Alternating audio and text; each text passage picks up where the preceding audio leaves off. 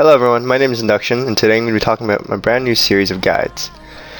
The topic for today is going to be how to make money on Nostale. I will start with some of the methods that are available to all levels, and then progress to some of the methods that are levels 80 plus and 90 plus. So if you guys liked the video, leave me a like below and subscribe for more awesome weekly content. The first method I'm going to be talking about is playing minigames. This is a highly underrated method of making money. The downsides of this method is that it can get quite boring and you need quite a bit of practice to get good at. You also need a minimum amount of rep to play. The pros of this method is that you can play minigames at any level. If you choose this method, I recommend playing the fishing pond as it gives the best rewards. You need to reach at least a level 3 reward and level 5 for the best chances at the good prizes. I also recommend getting a production shell and using reward coupons to get more rewards for your time. If you run out of production points, you can also use production coupons to play as many times as you wish per day. This method, depending on how good you are, can make 3 to 4 million gold per hour. The next method is quite simple. All you have to do is farm ice flowers. Go to Port Albius Square and hop on the first ship for Act 4, or Frozen Crown. You can check the Frostland or Britain Tundra for ice flowers. They appear randomly on the ground, simply click on them to mine them. You should be able to get about 1 stack per hour, which, depending on the market rate, makes you 500k to 1 million per hour. This method is easier while invisible, so you don't have to worry about other people or monsters bothering you. The next method is farming Wings of Angel, which I won't go into too much since everybody knows about it. Some of the good places to farm it, however, are in Maple Forest and Shinera Dungeon level 4.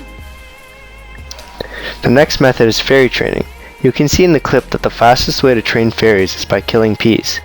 Basically, the divine fairies gain experience for every monster that you kill that is maximum 15 levels below your combat level. This method of fairy training takes advantage of the fact that you get fairy experience even if your party members are doing the killing, regardless of their level. Party 2 alts are between levels 1 and 23 while they wear the fairies. Once the alts pass level 23, make a new alt on the same account and transfer the fairy through the warehouse. That way you don't have to pay for another fairy bead. In total, it should take about 80 hours to train the fairies from 50% to 80%, but only 40 hours on fairy experience potion. The 80 potions will cost about 10 million, the fairies cost 20 million, and the fairy beads will cost 10 million. So if you sell both fairies for 40 million each, you'll be earning about 1 million per hour. If the investment is too much, you can also find people willing to hire a fairy trainer for about 600k to 1 mil per hour. The next method is reselling. The downside of this method is that you need quite a lot of capital, or startup money. I would say about 100 million plus. The first option is to buy and resell Nostale items. Check Bazaar for some items that are not as popular. Normally the listed prices are higher than what it would cost you to buy it from a Nostale seller. For example, if you bought Nostales from a seller at my current server rate, which is about 1 to 55, I would make over 1.1 million per sale for this item. While this is an extreme example, you get the idea. The downside of this option is that there are other resellers out there that will constantly underbid you. If you want to make quick sales, you will need to constantly update your prices. The second option is to buy and resell specialist cards. The downside of this option is that you'll either need to learn the prices of all the cards or have someone teach you. The prices are also constantly changing, so you need to be caught up. It can also take a long time to make some sales, and depending on the sales, you can make 5 to 30 million per sale. From here on out is levels 80 plus. The next method is doing daily SP5 and SP6 raids. I normally do SP raids with 6 alts, meaning I get 70 boxes per day. Personally, I open all the boxes to collect perfection gems, because I'm not in need of gold at the moment. But if you decide to sell the boxes, you can get about 700k to 1 million per account for less than 1 hour of raids. Of course, the more alts you have, the more money you can make. The next method is farming Blackstone shoes and gloves. You can get on average about 4 to 6 per hour, which you can then sell. Depending on their current market price, this is about 1 to 2 million per hour. If these gloves and shoes aren't selling fast enough, you can decide if selling them can make money as well.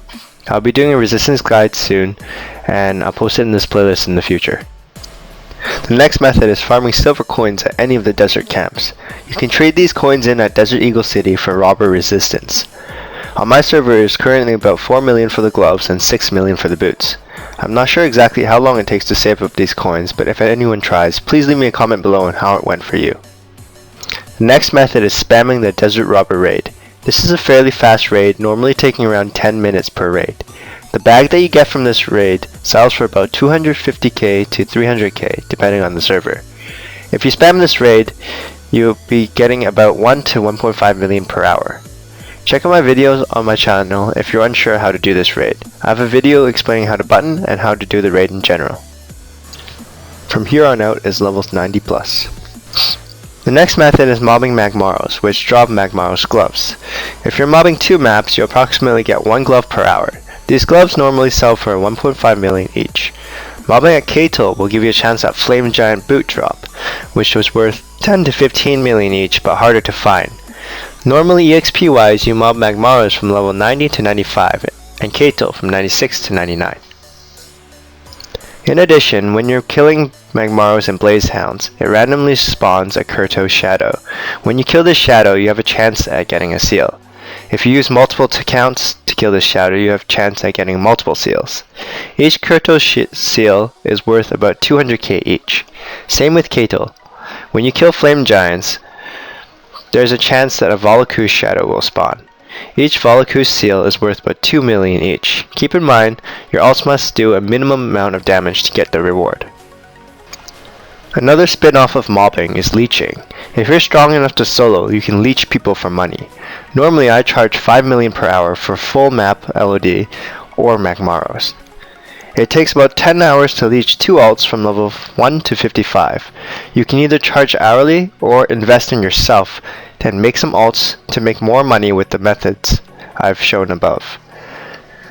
I cannot tell you how invaluable having alts is. I have made 8 level 80 plus alts at the moment. The last and my favorite method is simply spamming Act 5.2 raids. These are the Kurtos, Volocus, and Greningas raids. They give both reputation and a chance at getting good rewards. In boxes, the good rewards include Kurtos boots, Volocus gloves, parchments, or forgotten hero equipment. And of course the occasional R7 box. Lastly, I'm just going to talk about some nice ways to save money in general.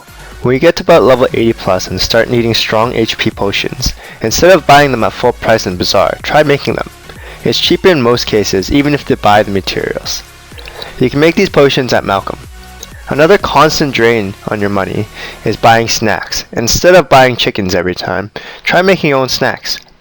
I collect wheat and veggies from mobbing and buy large firewood from Eva Energy to make hamburgers.